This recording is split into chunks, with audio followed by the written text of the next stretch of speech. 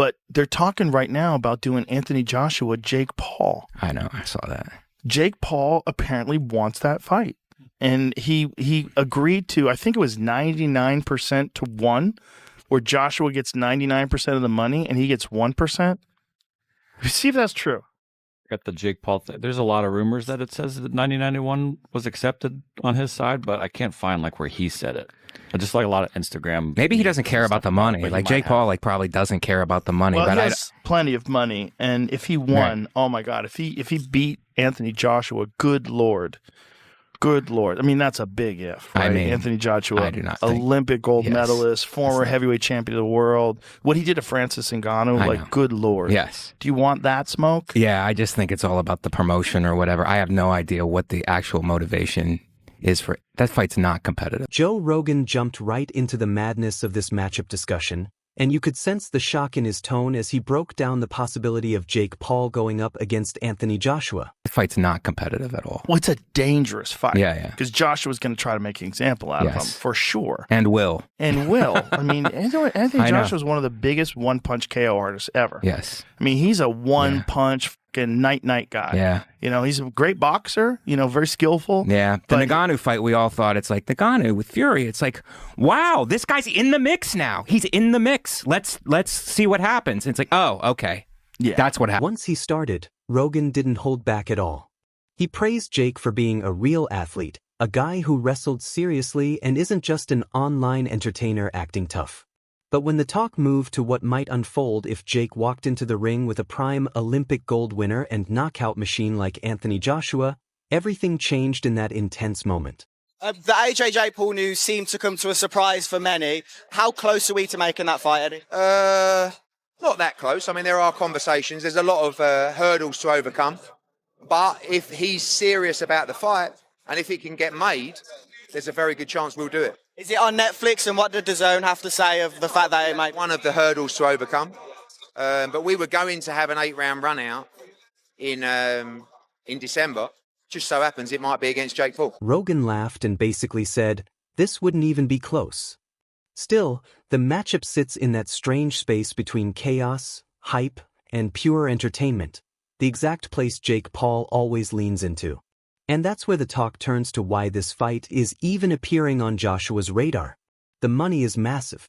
No matter what people think about Jake Paul, he pulls in huge paydays every time he steps in the ring, and Joshua is fully aware of it.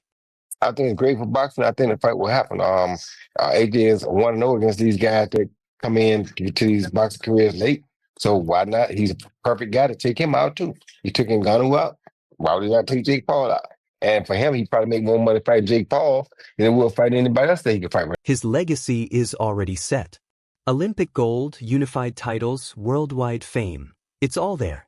But a massive payday is still hard to ignore, especially right now. After that rough loss to Du Bois, Joshua went through a tough period. He felt worn out, frustrated, and unsure of himself. So maybe a fight like this isn't only about the sport. Maybe it's about finding that fire again. Mate, it's a great thing, so we can just shut that Jake Paul nonsense away. AJ's going to knock him out. Jake, would it be similar, do you think, to the way AJ knocked out Francis Ngannou? Because Eddie Hearn's just said about the rage maybe AJ has. It'll be worse. It'll be worse. It'll be worse. 1 round? 1 round. But if he goes past 3 rounds, we don't know what's going to happen. Really? Yeah. If AJ goes in there trying to mess around, trying to show his boxing skills, nah. He's going to go in there and light him out. That's what we want. Getting that energy flowing again, stepping into a massive event where the pressure hits in a different way. And honestly, if Tommy Fury was able to outbox Jake Paul, then Joshua is almost certain to blast Jake into the back row. The matchup might be crazy and unpredictable, but for AJ, it could also be something that lifts him up, pushes him forward, and brings in a payoff that's impossible to turn down. I get it, right? If someone knocks on your door and says, do you want to fight Jake Paul for 100 million? You're like, you'd be stupid to say no. No, I don't want that 100 million for what would be and will be and should be easy work for AJ. Like, well, why are you going to turn down 100 million? Like, right? So I don't blame AJ and his team for taking the money. I mean, again, These guys are fighters. They're prize fighters. The biggest prize is the money. It's not the belts, people. It's the money, especially when you've already won them. And right when we're breaking down why Joshua is even considering this chaos, huge money, huge spotlight, and a chance to move past that Du Bois setback, suddenly Tommy Fury jumps into the mix like he just kicked the door open. He starts talking instantly, saying, "If I can beat Jake Paul, what do you think Anthony Joshua is going to do to him?" And he's saying it with that trademark Fury confidence, the kind that makes you think he runs on pure adrenaline. If I can beat Jake Paul, then excuse my French, what the f*** is Anthony Joshua going to do to Jake Paul? I think my dad said that AJ could beat him with his prick, and I completely will back that up. Even if AJ had a broken arm in there, it still wouldn't go past a minute. To be quite honest with you, and as a safety aspect, there's no way that fight can go ahead. At the end of the day, my God, how good does it make me look? Tommy is laughing, taking shots, and quietly reminding everyone that Jake couldn't even get through him. So how's he suddenly jumping to a level where he can take on an Olympic gold-level powerhouse? And honestly, he isn't wrong. We're here breaking down a fantasy matchup while Tommy's basically saying, "You couldn't beat me, mate." And I'm nowhere near AJ.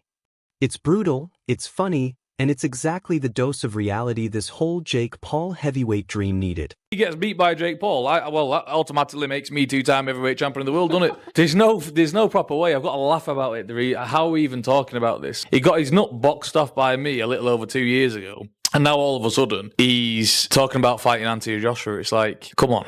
Like, you can't be serious. He can't beat me. I'm not Anthony Joshua, am I? So it's just ludicrous. It really is. And right after Tommy Fury roasted Jake so hard you could almost smell it through the screen, Mike Coppinger jumps in with that breaking news energy, like he just ran out of a newsroom on fire. You can feel the excitement. He confirms the madness. AJ versus Jake Paul is actually happening. Not a theory, not a fantasy, but a real fight, in a real ring, with real gloves and real stakes. And the way he delivers it, you can tell he's part impressed, part thinking the boxing commission might need a group therapy session. Just broke the news here a couple of minutes ago that Jake Paul will be fighting Anthony Joshua next month in December in Miami. I know that it's a major business, but still got to give Jake Paul major props, right? He's fighting Anthony Joshua. We saw what Joshua did to the last non-world-class boxer he faced, which was Francis Ngannou, and flattened him in 2 rounds last year. So I think it's fascinating. Carpenter's basically telling us that Jake went from a Netflix exhibition with Tank to waking up one day and thinking, forget the warm-up, I'm fighting a heavyweight Terminator instead.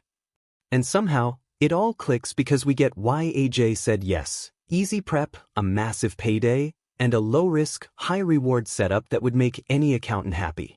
Hearing Coppinger break it down, you can't help but laugh at how surreal boxing has become. One moment we're talking legacy, the next we're checking the calendar like, wait, this is next month? It's wild, messy, and pure circus energy.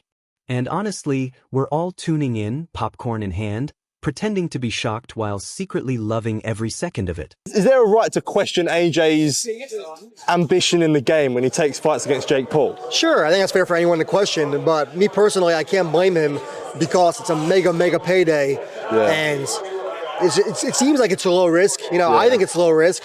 If Jake Paul surprises us, then fair play to him. And for AJ to get a warm-up fight in, so to speak, and make a bundle of money doing it in a high-profile event, I think it's a win-win. And the crazy part is, just as we're still wrapping our heads around Mike Coppinger dropping that AJ versus Jake Paul bomb, boom, here comes Bisping, kicking the door wide open like, you thought this circus had limits? Suddenly we go from, is this real, to, okay, now they're speedrunning the sport. Bisping breaks it down like he's narrating a documentary about the world's most expensive dare. Jake is chasing legacy, AJ is chasing a warm-up, and all of us are chasing answers like, how did we get from Tommy Fury to this? We're just watching the timeline fold in on itself while Netflix sits off to the side counting imaginary replay money. It's like heavyweight boxing collided with a summer blockbuster trailer, and nobody's sure if we should be hyped, confused, or calling customer service. Given all of that, both men are going to make $92 million each. So forget my opinion. Who gives a damn when you can bank $92 million for having a little move around in a boxing ring? Fair play. You can't on that. The reason I say it's a win-win for Jake Paul is because, listen, If he wins, then he's beating a former heavyweight boxing world champion, certainly one of the best heavyweights of his generation. But Bisping goes all in, and honestly, it makes sense. He's basically saying, sure, this matchup is as crazy as a toaster in a bathtub, but if someone waved $92 million in front of you, you'd be in that ring shadowboxing with a grin. And he's right. We can't act like AJ shouldn't secure a huge payday. We can't act like Jake won't spin this into a win even if he gets blasted into orbit, and we can't act like we're not watching like it's Rocky vs. Thunderlips 2.0. The whole crew is tuning in because the chaos itself is top-tier entertainment. Whether it's a real fight, an exhibition, or a please don't sneeze too hard matchup, this is going to break viewership just from confusion alone.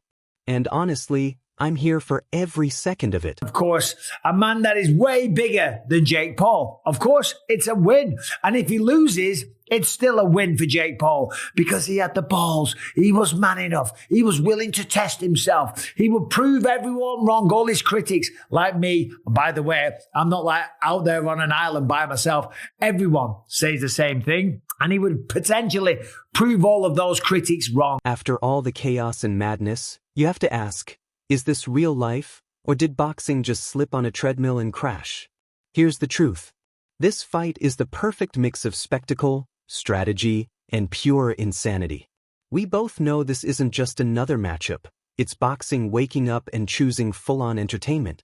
Jake is chasing the biggest dare of his life, rushing into a challenge most pros wouldn't touch without signing a will first.